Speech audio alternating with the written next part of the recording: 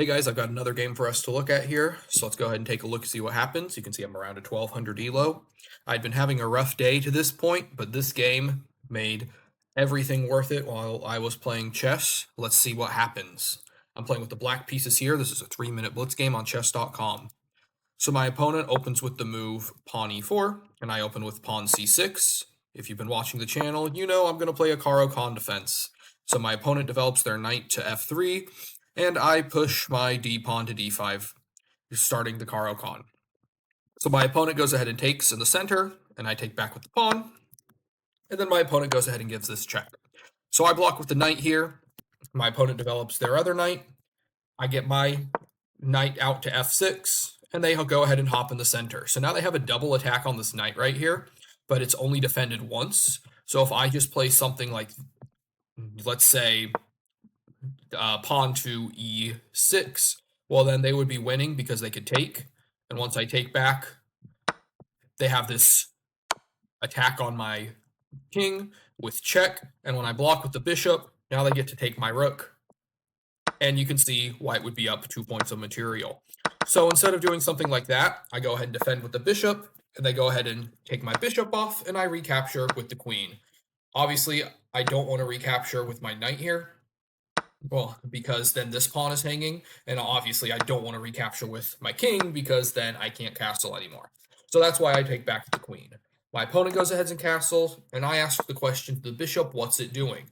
Now they could take, and I can take back with either the pawn or the queen. Both are okay. If I take back with the pawn, it gives me a bit of a pawn chain, though this is a little bit weak at this point. If I take back with the queen, it keeps these two connected. But instead, my opponent drops the bishop back, and now I go ahead and play the move pawn to b5, taking the bishop out of the position. And so, obviously, the bishop has to move back, and it moves back bishop to b3. Now I go ahead and play the move pawn to e6, opening up my dark square diagonal for my bishop, and my opponent plays the move pawn to d4, opening up their dark squares. I go ahead and develop my bishop out to d6. My opponent drops the knight back to e2, and I play what the computer deems the only good move, thankfully.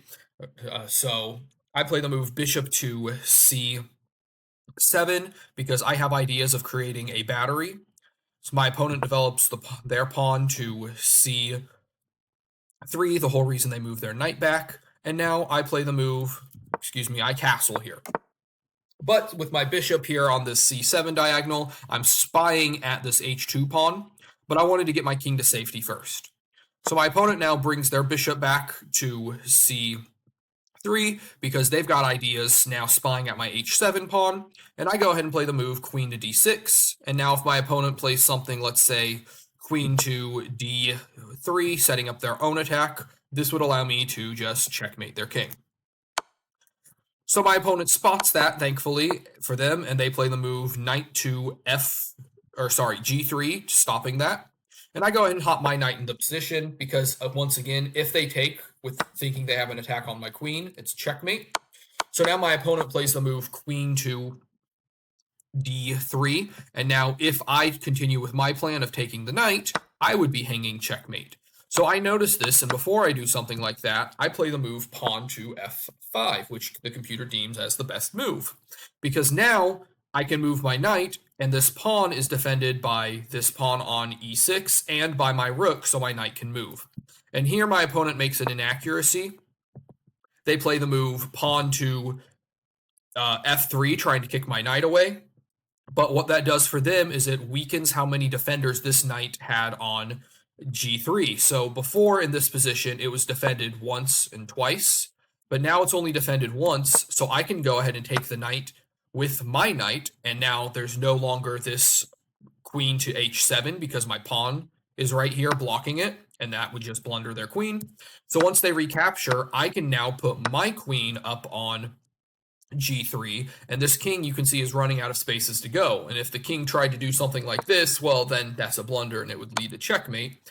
So my opponent tries the defense queen to e2. What I expected them to do was this move right here because it opens up the queen. I can't take the pawn because it's defended by both the rook and the bishop.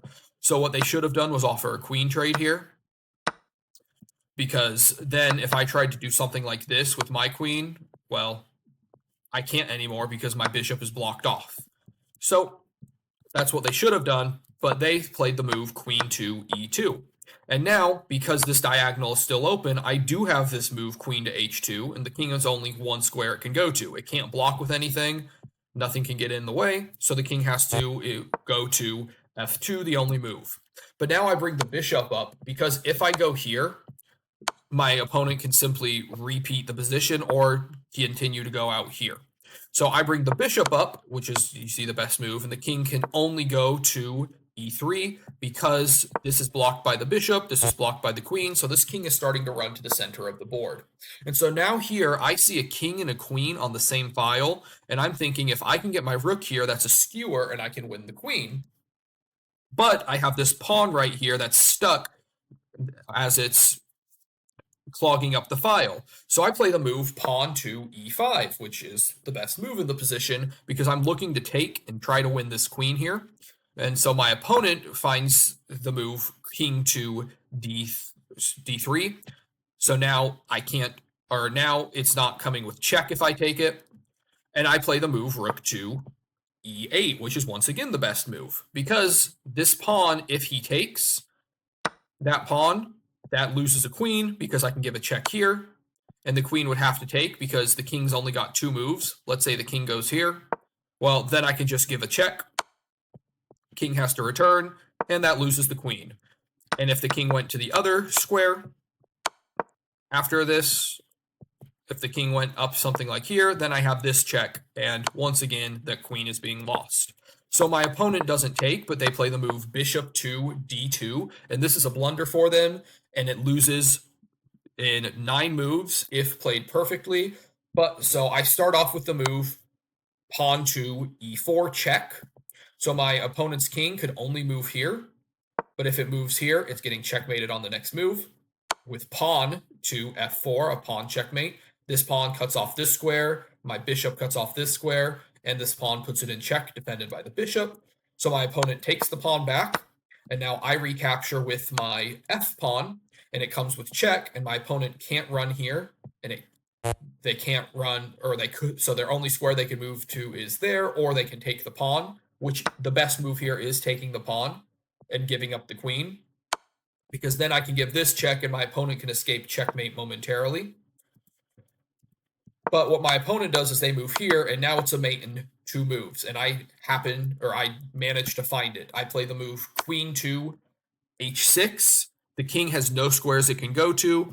The only thing they can do is block with the rook, and then I play the move queen to f4 checkmate. My pawn blocks off this square on d3, and then my queen puts it in check while cutting off the full f file, and there's nothing my opponent can do. So I played a lot of what the computer deemed was the best moves at the end. So I was very happy with this game. It made it all worth it for how many struggles I had had during the day. So I was very happy to see that. And the computer gave me a 97.6% accuracy, which is one of my highest ever. So I'm very proud of this game and some of the tactics that we do in our puzzles and as we study certain courses are starting to pay off. So if you like the video, make sure to leave a like. Make sure to check out some other videos with some commentary. Maybe drop your elo and drop some ways to keep getting better at chess because that's what we're all here to do, try to get better. So thanks for watching, and I hope you have a great day.